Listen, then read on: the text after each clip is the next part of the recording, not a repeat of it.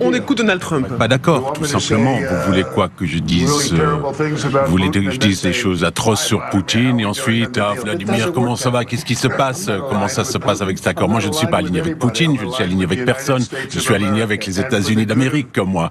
Et pour le bien du monde, de la Terre, je suis aligné avec le monde, moi. Et je veux qu'on avance. Vous voyez la haine qu'il y a pour Poutine. Pour moi, c'est difficile de mettre un accord en place avec ce niveau de haine. Et je le comprends. Mais l'autre face, c'est exactement l'autre côté, ne sont pas en amoureux de lui non plus.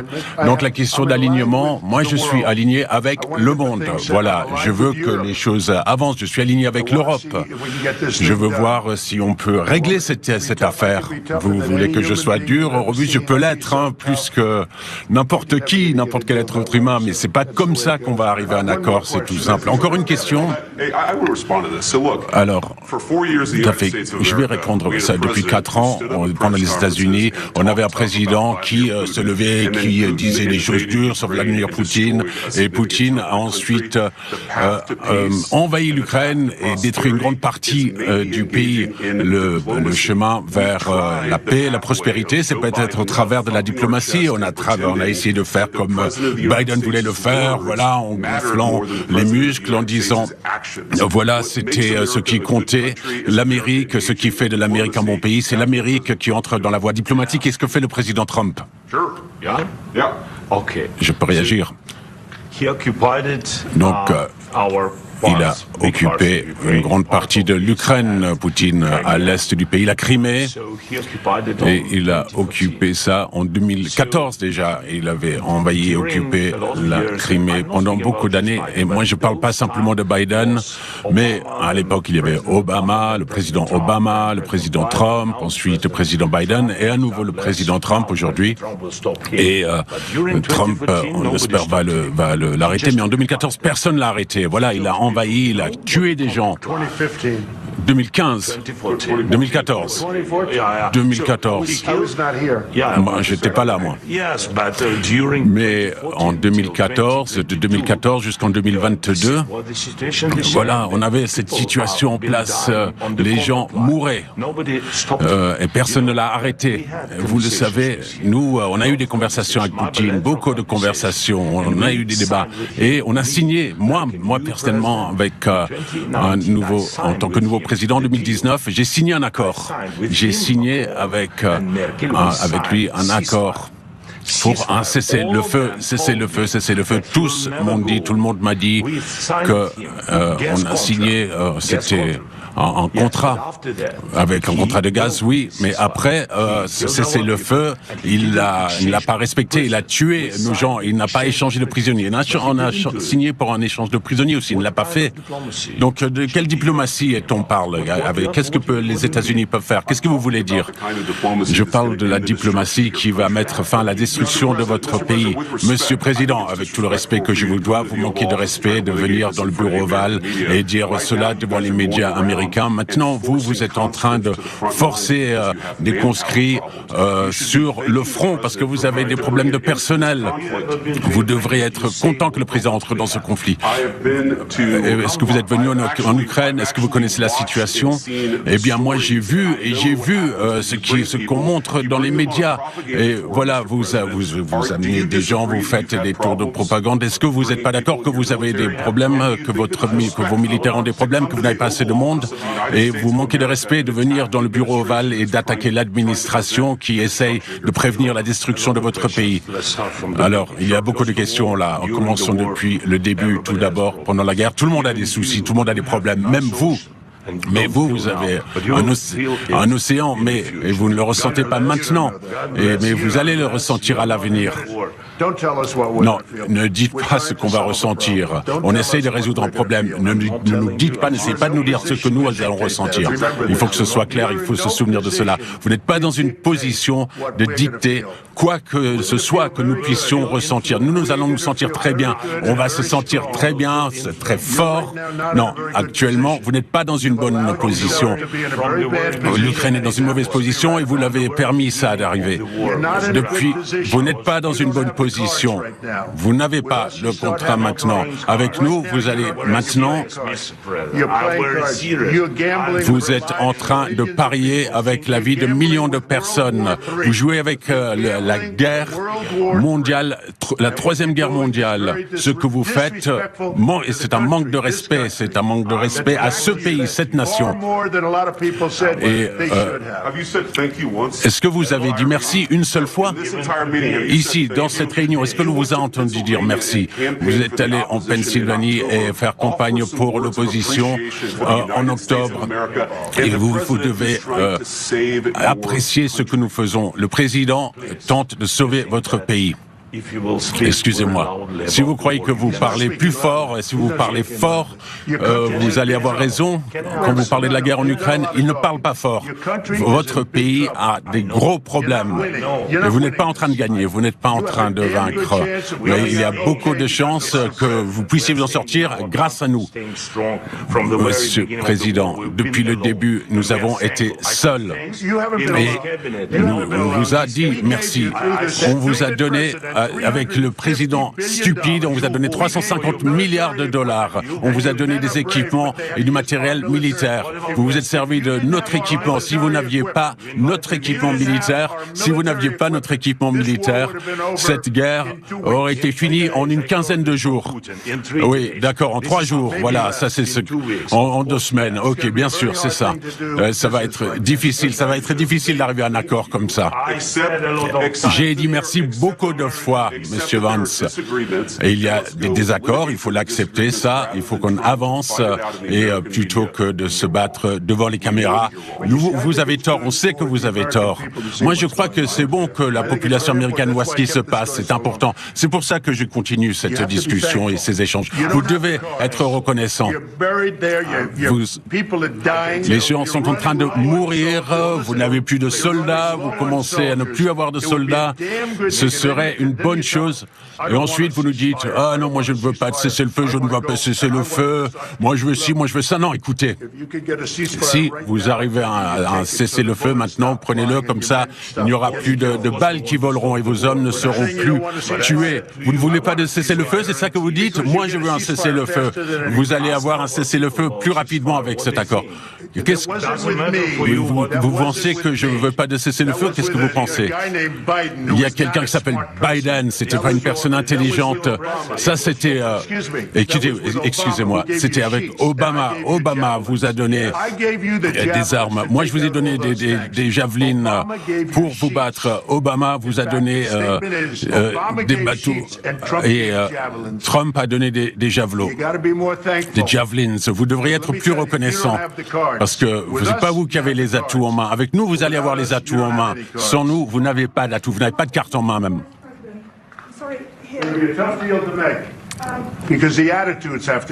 Et les attitudes doivent changer ici.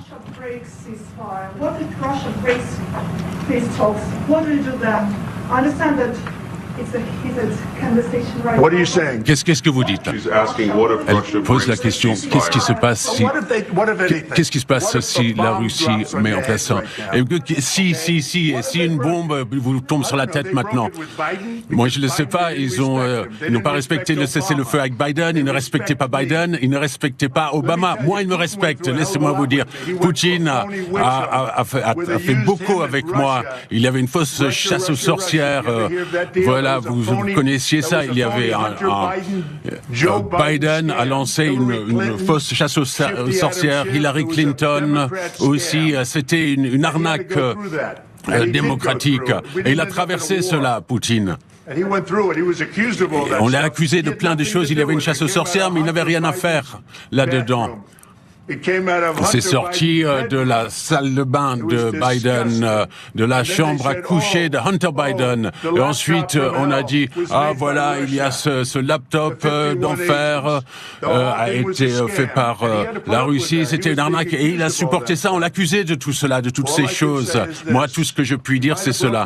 Mais peut-être qu'il n'a pas respecté des accords avec Obama, avec Bush, et peut-être avec Biden. Peut-être il l'a fait, je ne sais pas, moi je ne sais pas ce qui est arrivé. Mais avec avec moi, il n'a pas brisé les accords. Il veut qu'on arrive à un accord, je ne sais pas si on va pouvoir le faire. Le problème actuellement, c'est que moi, voilà, je vous ai donné la possibilité de faire le dur. Et sans les États-Unis, vous ne seriez pas un dur. Vos gens sont très courageux, mais soit il faut qu'on arrive à un accord, ou nous on se retire. Et si nous on se retire, vous allez voir ce qui va se passer. Et ça, je ne crois pas que ça va être joli pour vous. Mais voilà, vous pouvez continuer à combattre, mais vous n'avez pas les cartes en main. Mais une fois qu'on aura signé cet accord, vous serez dans une bien meilleure position.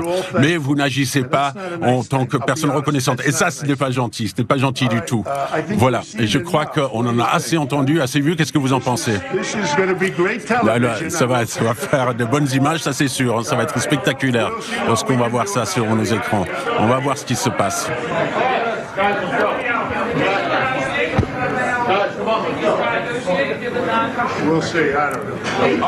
On va voir ce qui se passe.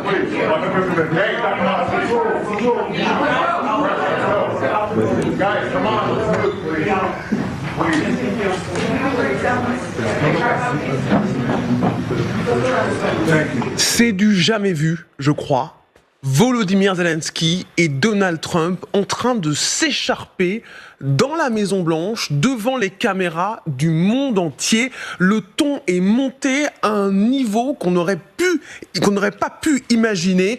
Donald Trump qui dit au moins Vladimir Poutine, il me respecte. Peut-être qu'il n'a pas respecté les accords sous Obama et sous Biden, mais avec moi, ça va changer. Il dit à Zelensky, il faut qu'on arrive à un deal, sinon on se retire. Et vous allez voir, on a senti aussi un Volodymyr Zelensky qui n'a pas réussi à se contenir, qui s'est énervé face notamment à J.D. Vance, le vice-président américain, qui lui reprochait de ne pas avoir été reconnaissant d'attaquer les Américains sur leur sol. Vous êtes en train d'attaquer ceux qui essaient justement de prévenir la destruction de votre pays. Donald Trump qui surenchérit en disant vous êtes en train de jouer avec la vie de millions de personnes. C'est la 3e guerre mondiale que vous jouez face à un Volodymyr Zelensky qui n'a pas réussi à faire baisser la pression. Ce soir, on est sidéré, pour tout vous dire, devant cette séquence. C'est du jamais vu. On voit mal comment il puisse avoir une conférence de presse commune entre les deux, vu ce qu'ils se sont échangés depuis quelques minutes. Oui, complètement. On en parlait là hors plateau. Le problème, c'est que à trop dire que Monsieur Trump ne connaît que le rapport de force, Zelensky s'est placé dans cette perspective-là. Voilà. Sauf que les rapports de force sont pas exactement les mêmes, et que l'un est dépendant de l'autre. Et donc, je pense que là, on a vu que de toute façon il y avait un mur d'un côté et que Zelensky se heurtait au mur et n'arrivait ni à l'escalader, ni à le contourner, ni à rien du tout. Et je pense que pour revenir aux négociations, ce dont on a parlé, du déroulement de cette semaine, les Occidentaux, je place les Américains et les Européens, ont considéré que l'intégrité territoriale ukrainienne, de toute façon, ne serait plus le sujet. C'est-à-dire que la partie qui a été conquise par les Russes restera conquise par les Russes. Le problème, c'est que les Russes veulent aller plus loin et que M. Zelensky, lui, n'a pas compris ça. Lui, il est en train de dire, mais non, on va continuer, et on va continuer sur la vision stratégique qui est intégrité territoriale ukrainienne. Or ça, malheureusement, il ne peut pas le faire. Même avec les aides des Occidentaux, à moins que les Occidentaux... Des Européens. Je parle des Occidentaux, globalement. Oui.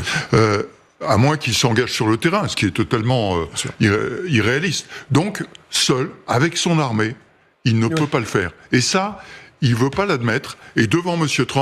Trump, évidemment, c'est le mur, parce que lui, il dit, moi, la seule chose qui compte, c'est le feu. Ah oui, donc, sur les lignes sur lesquelles on a vraiment eu le sentiment que Volodymyr Zelensky avait un mur face à lui, Donald Trump et J.D. Vance. On va retrouver Axel Monnier en direct de Washington, devant la Maison-Blanche.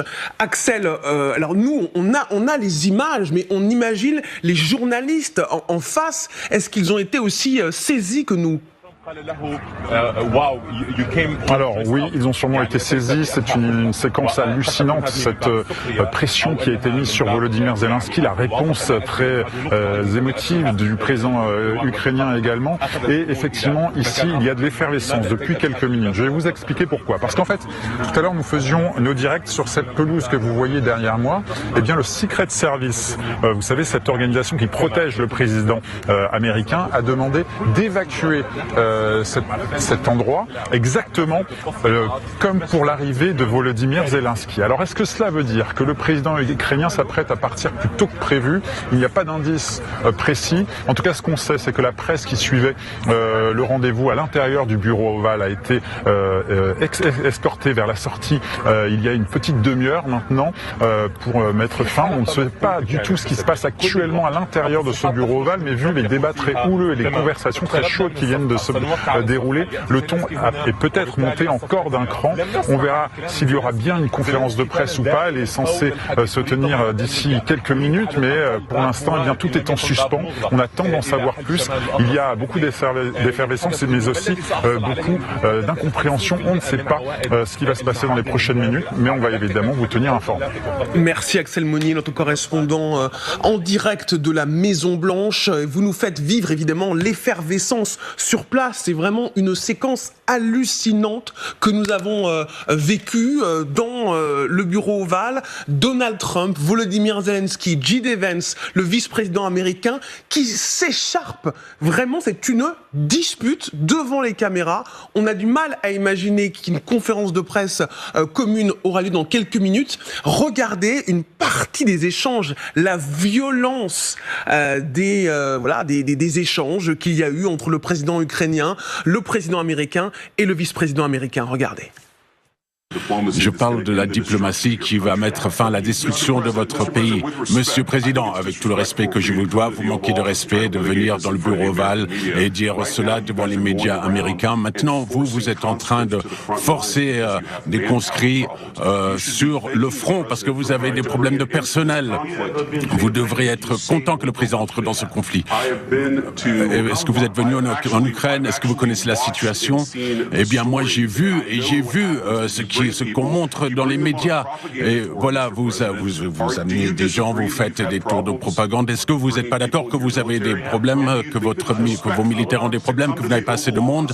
Et vous manquez de respect de venir dans le bureau ovale et d'attaquer l'administration qui essaye de prévenir la destruction de votre pays.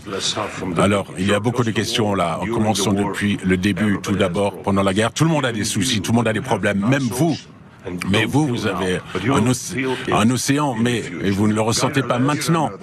Mais vous allez le ressentir à l'avenir. Non, ne dites pas ce qu'on va ressentir. On essaye de résoudre un problème. Ne nous dites pas, n'essayez pas de nous dire ce que nous allons ressentir. Il faut que ce soit clair, il faut se souvenir de cela. Vous n'êtes pas dans une position de dicter quoi que ce soit que nous puissions ressentir. Nous allons nous sentir très bien. On va se sentir très bien, très fort. Non, actuellement, vous n'êtes pas dans une bonne position. L'Ukraine est dans une mauvaise position et vous l'avez permis ça d'arriver.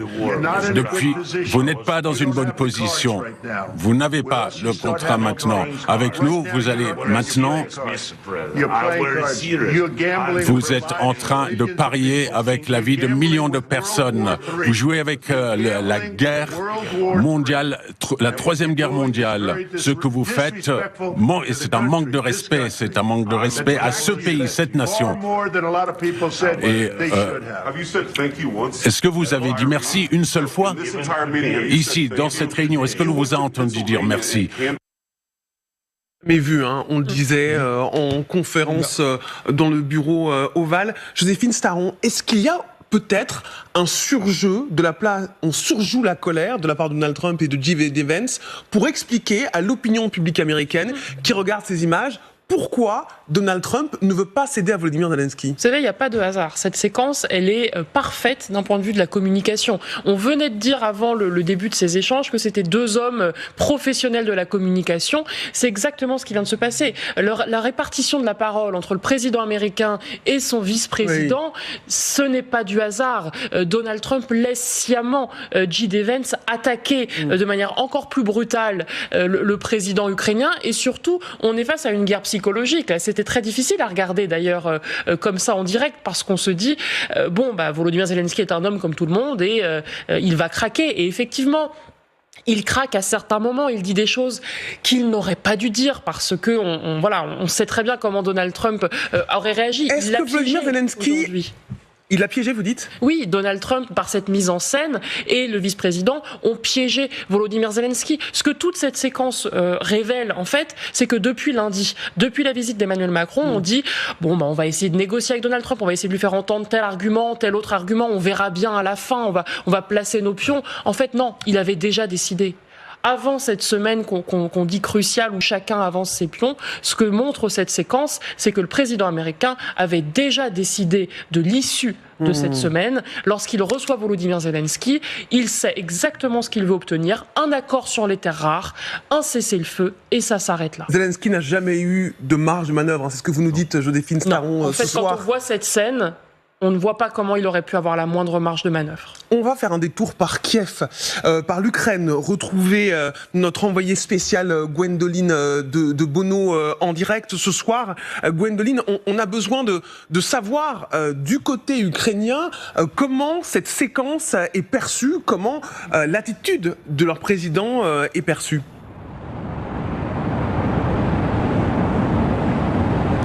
Écoutez, je parle, on a regardé cette séquence ensemble, je viens de parler avec des Ukrainiens, pour être très honnête, ils sont très choqués par ce qui est en train de se passer, par ce qui s'est passé dans le bureau ovale, extrêmement choqués surtout par l'attitude du vice-président J.D. Vance et par celle de Donald Trump, par ces attaques. C'est un peu le scénario catastrophe qui est en train de se dérouler, c'est ce que me disait l'un d'entre eux.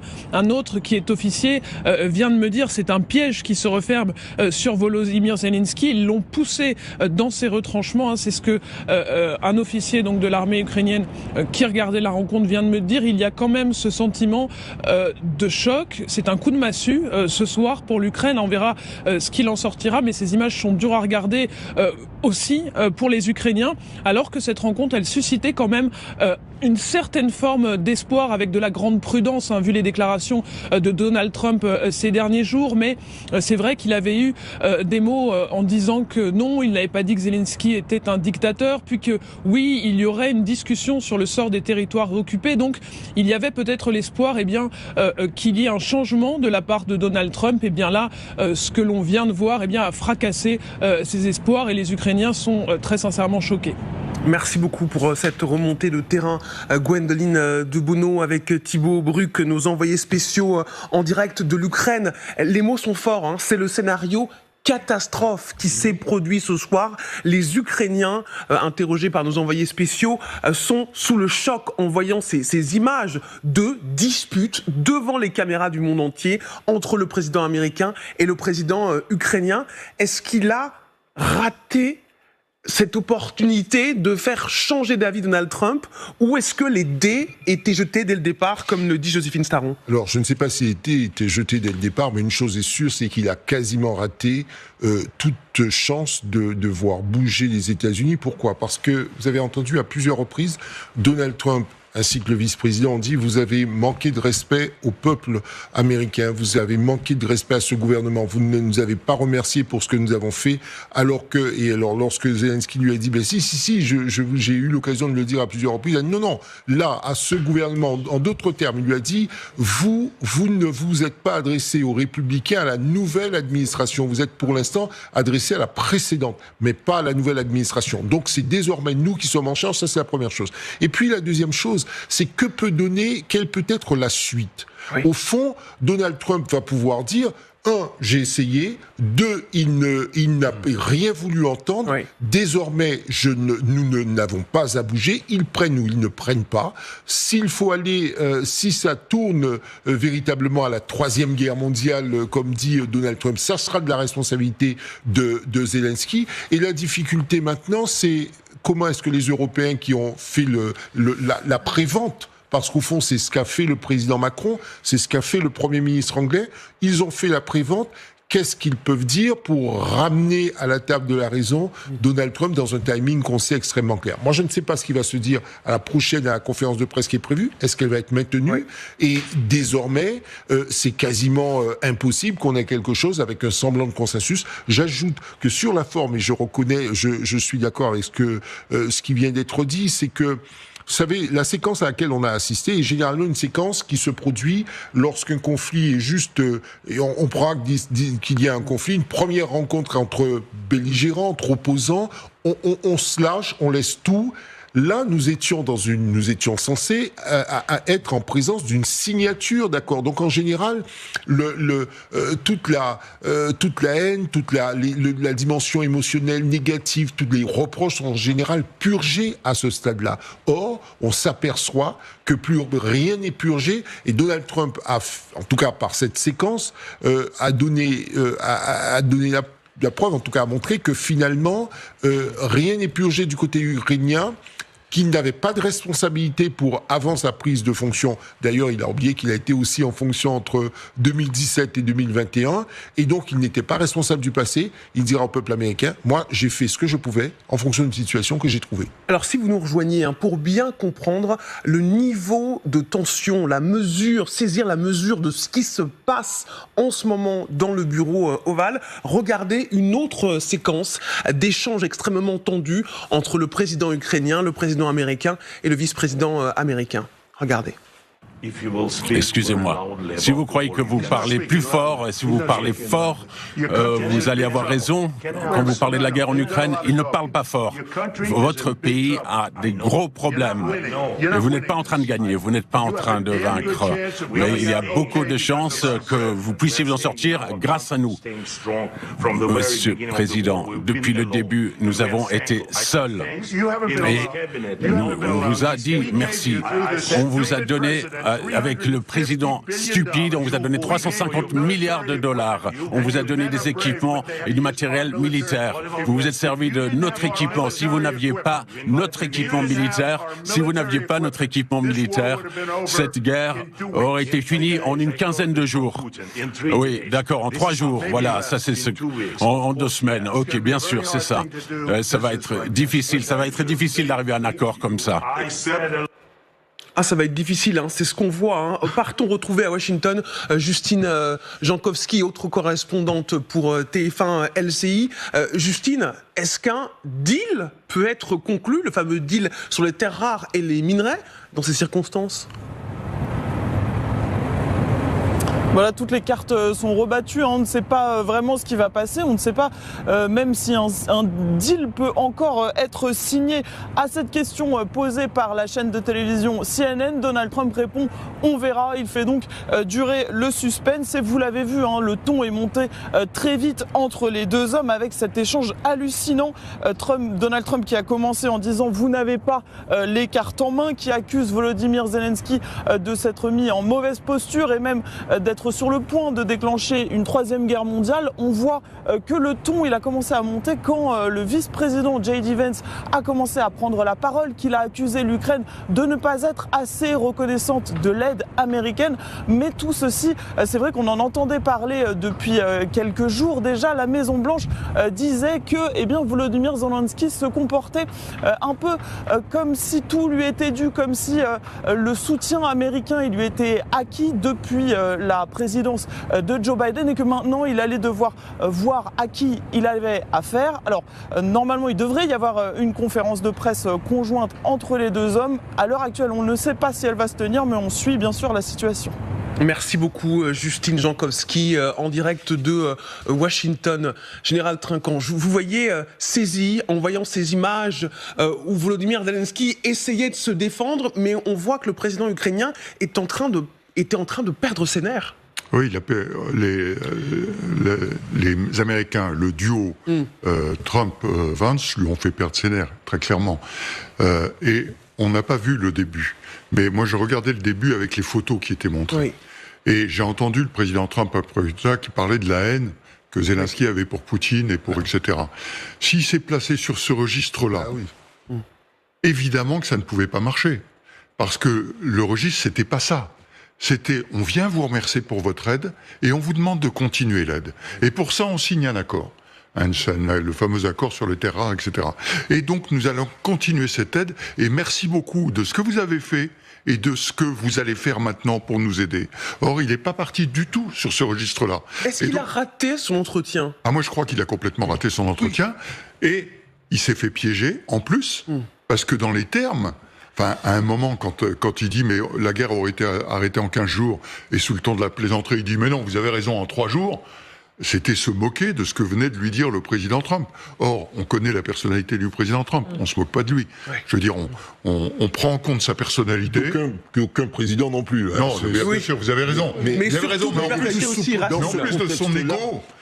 Dans ce contexte-là, vous avez parfaitement raison, parce qu'au fond, c'est ce qu'on disait tout à l'heure, les photos montraient le conflit, et la question n'était plus de dire qui a tort, qui a raison, c'était pas ça. Oui, on n'était plus là depuis très longtemps, Général Trump. Comment ? On n'était plus là depuis très longtemps. Non, mais bien sûr, la démarche, comme on le disait, à la fin de cette semaine, vous avez les Européens avec vous qui sont prêts à vous aider à arrêter et à mettre des garanties sur la table.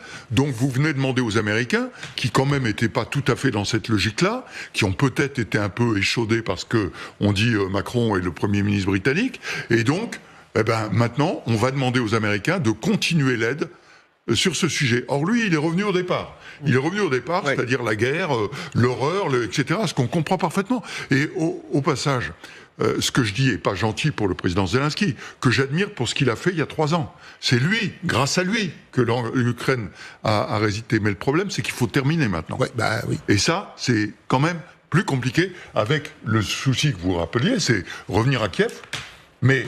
C'est là où, si vous voulez, dans la négociation, il y a des trucs qui doivent être clairs et des trucs qui doivent être flous. Et les trucs flous, c'est, on a un accord, on va avoir un soutien et on va voir la suite. Et pas revenir avec un truc, alors là, il y a, etc. Il y a une personne qui doit se frotter les mains ce soir, et on y reviendra, c'est Vladimir Poutine, qui doit se délecter en voyant ces images. Annie de Menton, avant de vous entendre, regardons justement ce qu'a dit Donald Trump sur le président russe, qu'il considère comme son ami. Voilà ce qu'il dit face au président ukrainien. Qu'est-ce qui se passe si la Russie met en place ça ? Si une bombe vous tombe sur la tête maintenant ? Moi, je ne le sais pas. Ils n'ont pas respecté le cessez-le-feu avec Biden. Ils ne respectaient pas Biden. Ils ne respectaient pas Obama. Moi, ils me respectent. Laissez-moi vous dire. Poutine a fait beaucoup avec moi. Il y avait une fausse chasse aux sorcières. Voilà, vous connaissiez ça. Il y avait Biden a lancé une fausse chasse aux sorcières. Hillary Clinton aussi. C'était une arnaque démocratique. Et il a traversé cela, Poutine. Si vous nous rejoignez en direct sur LCI, cet échange entre Volodymyr Zelensky et Donald Trump qui devait peut-être permettre à Kiev d'obtenir une protection américaine, d'obtenir peut-être des concessions de la part de Washington, a tourné à l'invective, à la dispute, au clash devant les caméras du monde entier, avec une petite scénographie, Donald Trump, J.D. Vance, bad cop, contre un Volodymyr Zelensky acculé qui a perdu ses nerfs. Annie de Menton, est-ce que ce soir, le président ukrainien a perdu toute chance d'obtenir un soutien américain ? Écoutez, pour l'instant, l'affaire est mal engagée. Mais moi, je voudrais dire une petite chose sur un peu les raisons de là où nous en sommes aujourd'hui.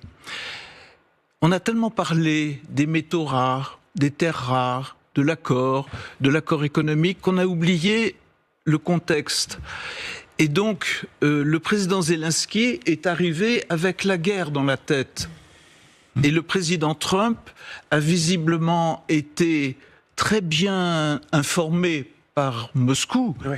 Mais je pense que quand même tous ces gens qui sont présents, Marco Rubio, le vice-président Vance, etc., qui ont été normalement sur le terrain et qui normalement ont dû nourrir le jugement du président Trump, on a le sentiment